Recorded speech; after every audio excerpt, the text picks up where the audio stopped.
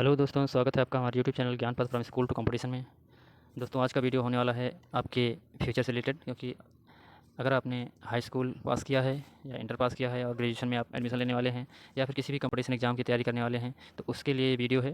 क्योंकि कई बार ऐसा होता है कि हमें पता नहीं होता कि हम किस स्ट्रीम में एडमिशन लें। हमें बीए करना चाहिए या फिर बीएससी करना चाहिए।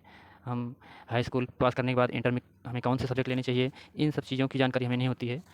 तो दोस्तों, ये वीडियो हम उसी के बारे में है। तो अगर आप पहली बार इस चैनल पे आए हैं तो सब्सक्राइब कर लीजिए और इस तरह की आगे आने वाली अपडेट के लिए इस चैनल से जुड़े रहिए। ठीक है दोस्तों, चलो स्टार्ट करते हैं आज का वीडियो। दोस्तों, सबसे पहले हम बात करेंगे कि हाई स्कूल अगर आपने पास किया है तो हाई स्कूल पास करने के बाद आपको इंटर में साइंस स्ट्रीम में जाना है या फिर आर्ट स्ट्रीम में। ये तो आपके ऊपर डिपेंड करता है, क्योंकि आपने हाई स्कूल में आपका प्रदर्शन कैसा रहा है और आप कितने बेहतर हैं। आप साइंस स्ट्रीम के जो सब्जेक्ट होते हैं, जैसे पीसीएम होता है, फिजिक्स केमिस्ट्री मैथ, या पीसीबी होता है, फिजिक्स केमिस्ट्री बायो। तो अगर आप इन तीनों में बेहतर कर सकते हैं तब आप साइंस स्ट्रीम चूज़ कर सकते हैं, अन्यथा आपको आर्ट स्ट्रीम चूज़ करना चाहिए। अब हम बात करेंगे कि अगर आप आर्ट स्ट्रीम लेते हैं तो आपके पास क्या अपॉर्चुनिटी होंगी आगे चल करके, या फिर साइंस स्ट्रीम में जाते हैं तो आपको किन किन चीज़ों में आप फॉर्म भर पाएंगे, आगे कंपटीशन एग्जाम में बैठ पाएंगे या नहीं बैठ पाएंगे। ठीक है दोस्तों, सबसे पहले बताते हैं हम कि आर्ट स्ट्रीम का। तो आर्ट स्ट्रीम में अगर आप 12th में एडमिशन लेते हैं तो आर्ट स्ट्रीम में आपको हिस्ट्री, ज्योग्राफी, पॉलिटी, इकोनॉमी और सिविक्स, इस तरह के सब्जेक्ट मिलते हैं। मतलब कि नागरिक शास्त्र, समाजशास्त्र, इतिहास, भूगोल, गृह विज्ञान लड़कियों के लिए। ठीक है दोस्तों, तो अगर आप आर्ट स्ट्रीम में जाना चाहते हैं तो आर्ट स्ट्रीम में आप 5 सब्जेक्ट चूज़ कर सकते हैं। अभी 5 सब्जेक्टों में आप इंग्लिश रख सकते हैं। इंग्लिश रखना चाहिए, क्योंकि इंग्लिश आजकल के हिसाब से काफ़ी इंपॉर्टेंट है। हर एक जगह पे इंग्लिश की इंपॉर्टेंस है।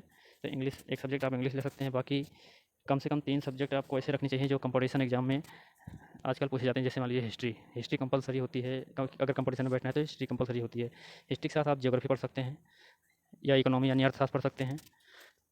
ठीक है, पॉलिटिकल साइंस ले सकते हैं। ये 3 से 4 सब्जेक्ट ऐसे हैं जो आपको ग्रेजुएशन तक आर्ट ग्रुप में काफ़ी ज़्यादा हेल्प करेंगे।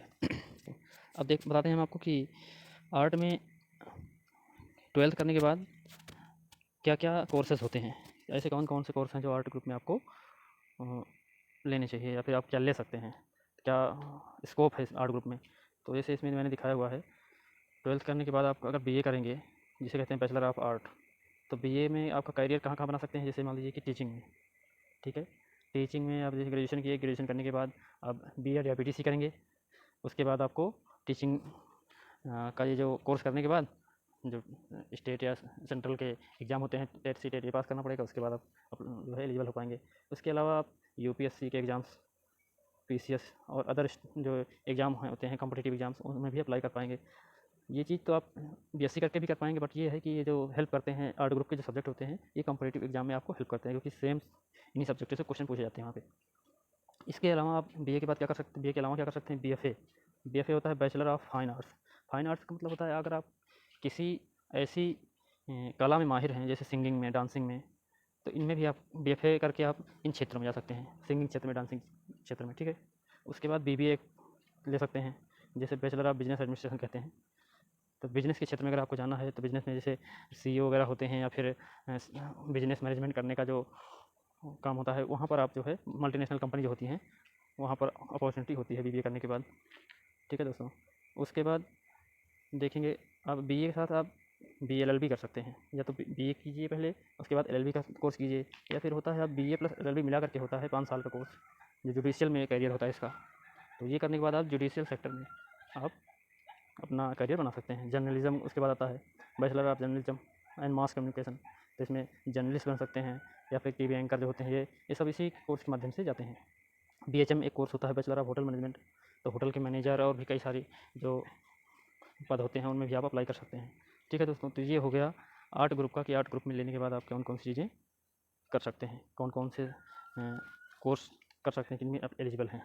ठीक है दोस्तों, उसके बाद देखते हैं साइंस स्ट्रीम का। साइंस स्ट्रीम में आप क्या कर सकते हैं, जैसे मैंने अभी बताया था, पीसीएम या फिर पीसीबी। तो इनमें करने के बाद क्या करेंगे, कहाँ से करियर बना सकते हैं, सीडीएस में और एनडीए में, जो कि ये स्पेसिफिक होता है कि ये केवल एनडीए और सीडीएस वाले ही कर सकते हैं। मतलब कहने का कि पीसीबी किया है या पीसीएम किया है तभी आप एनडीए और सीडीएस में अप्लाई कर सकते हैं, अन्यथा नहीं कर सकते। ये 12th में होता है। 12th करने के बाद अगर आप ग्रेजुएशन में बीएससी वगैरह लेते हैं साइंस में, तो जिसे बैचलर ऑफ साइंस कहते हैं। तो इसमें करियर कहाँ पे होता है बीएससी में? बीएससी करने के बाद आपका करियर होगा मेडिकल क्षेत्र में और इंजीनियरिंग क्षेत्र में। मेडिकल क्षेत्र में आपको कई सारे जो बीएससी करने के बाद आपके जो टेस्ट होते हैं नीट वगैरह और भी कई सारे टेस्ट होते हैं जिसके माध्यम से आप एमबीबीएस वगैरह के भी कई सारे होते हैं। तो मेडिकल क्षेत्र में आप डॉक्टरी के क्षेत्र में जा सकते हैं या फिर इंजीनियरिंग क्षेत्र में जा सकते हैं। ठीक है दोस्तों। इसके बाद एक और कोर्स होता है बीटेक या बीई। बीटेक मतलब होता है बैचलर ऑफ टेक्नोलॉजी, बीई का मतलब होता है बैचलर ऑफ जो है इंजीनियरिंग।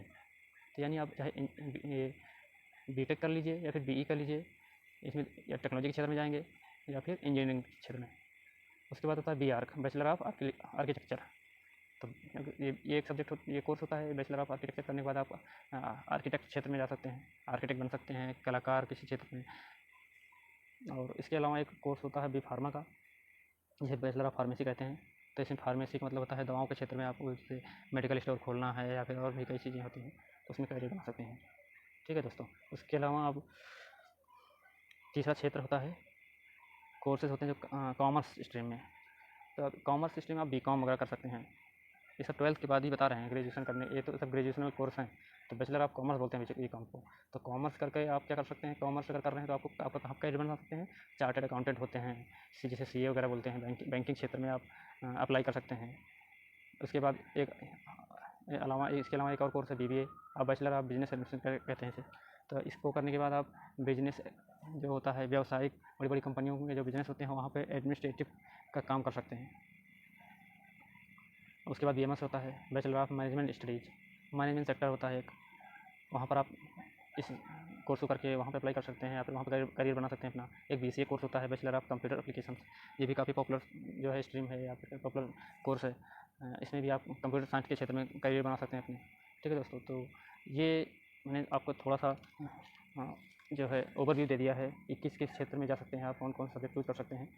ठीक है। इसके अलावा भी कई सारी चीज़ें हैं जो इस सब्जेक्ट में अगर इस वीडियो में बनाएंगे तो काफ़ी लंबा हो जाएगा, क्योंकि अभी इंटर में आर्ट ग्रुप में कुछ जैसे कोर्सेज होते हैं, जैसे आप अगर सोशल स्टडीज़ के क्षेत्र में जाना चाहते हैं, सामाजिक विज्ञान के क्षेत्र में, टीचिंग वगैरह के क्षेत्र में, तो वहाँ पर कुछ कॉम्बिनेशन का फंडा होता है।